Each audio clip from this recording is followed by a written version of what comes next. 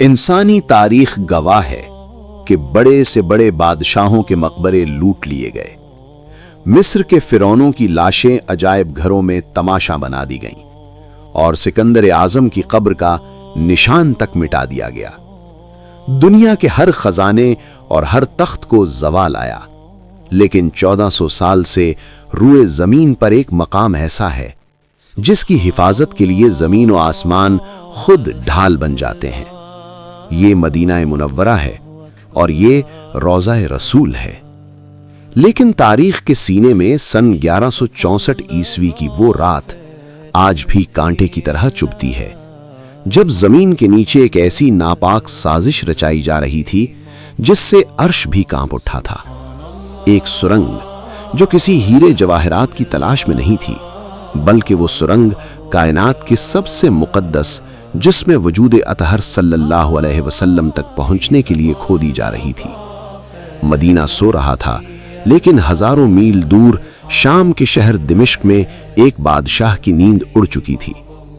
یہ سلطان نور الدین زنگی تھے، عالم اسلام کے وہ حکمراں جن کی ہیبت سے صلیبی بھی کانپتے تھے۔ لیکن اس رات سلطان اپنے بستر پر پسینے میں شرابور ہو کر اٹھ بیٹھے۔ انہوں نے خواب میں دیکھا کہ سرکار دو عالم صلی اللہ علیہ وسلم خود تشریف لائے ہیں، مگر منظر دل دہلا دینے والا تھا۔ رسول اکرم صلی اللہ علیہ وسلم دو اشخاص کی طرف اشارہ فرما رہے تھے جن کے چہرے سرخ اور آنکھیں نیلی تھیں، اور زبان رسالت سے یہ الفاظ ادا ہو رہے تھے: محمود، مجھے ان کتوں سے بچاؤ۔ سلطان زنگی چیخ مار کر اٹھ بیٹھے، جسم کانپ رہا تھا، آنکھوں سے آنسو جاری تھے۔ وہ سمجھ نہیں پا رہے تھے کہ نبی کو کس سے خطرہ ہو سکتا ہے۔ سلطان نے وضو کیا، نوافل ادا کیے اور دوبارہ لیٹ گئے، مگر خواب پھر آیا، وہی دو چہرے، وہی پکار: مجھے بچاؤ۔ یہ خواب 3 مرتبہ آیا۔ اب سلطان کے لیے دمشق میں ایک لمحہ رکنا بھی ناممکن ہو گیا۔ رات کے آخری پہر انہوں نے اپنے وزیر جمال الدین موصلی کو طلب کیا۔ یہ وزیر صرف مشیر نہیں بلکہ صاحب بصیرت انسان تھے۔ سلطان نے روتے ہوئے خواب بیان کیا۔ وزیر نے فوراً کہا: اے سلطان، آپ اب تک یہاں بیٹھے ہیں، مدینہ منورہ پر کوئی بہت بڑی آفت آنے والی ہے، آپ کو فوراً وہاں پہنچنا ہوگا۔ اسی وقت حکم جاری ہوا۔ یہ کوئی سرکاری دورہ نہیں تھا بلکہ ایک خفیہ مشن تھا۔ سلطان نے 20 بہترین گھڑ سوار اور بہت سا مال و دولت ساتھ لیا اور دمشق سے مدینہ کی طرف روانہ ہو گئے۔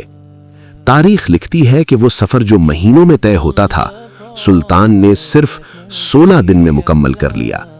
نہ کہیں رکے، نہ آرام کیا، نہ سوئے۔ ان کی آنکھوں میں صرف وہی 2 چہرے تھے۔ جب سلطان مدینہ پہنچے تو شہر کی فضا سوگوار تھی۔ انہوں نے سیدھا مسجد نبوی صلی اللہ علیہ وسلم کا رخ کیا، روضہ رسول صلی اللہ علیہ وسلم پر حاضری دی، اور آنسوؤں کا سیلاب رکنے کا نام نہیں لے رہا تھا۔ لوگ حیران تھے کہ شام کا بادشاہ اچانک یہاں کیسے؟ سلطان نے وزیر سے کہا: میں کسی کو نہیں بتا سکتا کہ میں کیوں آیا ہوں، مجھے وہ 2 چہرے تلاش کرنے ہیں۔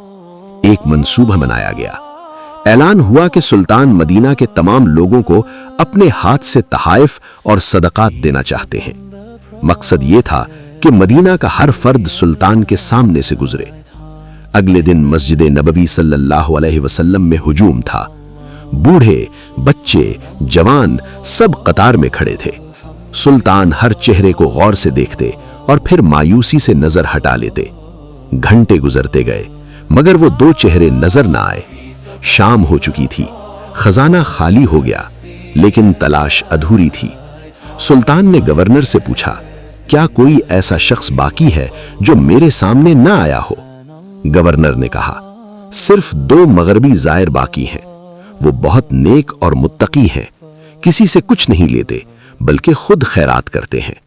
یہ سنتے ہی سلطان کا دل دھڑک اٹھا۔ انہوں نے حکم دیا: انہیں فوراً میرے پاس لاؤ۔ پتہ چلا کہ وہ روضہ رسول صلی اللہ علیہ وسلم کے قریب ایک مکان میں رہتے ہیں۔ سلطان خود وہاں پہنچے۔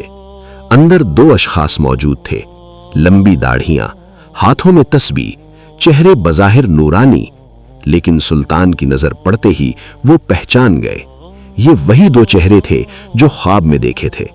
سلطان نے فرش پر بچھی چٹائی ہٹائی، نیچے زمین کھوکھلی نکلی، حکم دیا گیا کھودو۔ نیچے ایک سرنگ تھی جو سیدھی روضہ رسول صلی اللہ علیہ وسلم کی طرف جا رہی تھی۔ اب سب کچھ واضح ہو چکا تھا۔ انہوں نے اقرار کیا کہ وہ مسلمان نہیں بلکہ عیسائی تھے، اور اسپین کے عیسائی حکمرانوں نے انہیں بھیجا تھا۔ ان کا منصوبہ نبی کے جسم مبارک کو نکال کر یورپ لے جانا تھا۔ سلطان زنگی رو پڑے اور اللہ کا شکر ادا کیا۔ بعد میں روضہ رسول صلی اللہ علیہ وسلم کے گرد سیسے کی مضبوط دیوار تعمیر کروائی گئی، جو آج تک موجود ہے۔ یہ واقعہ ہمیں بتاتا ہے کہ عشق رسول صرف دعویٰ نہیں بلکہ عمل کا نام ہے۔ اللہ ہم سب کو روضہ رسول صلی اللہ علیہ وسلم کی زیارت نصیب فرمائے، آمین۔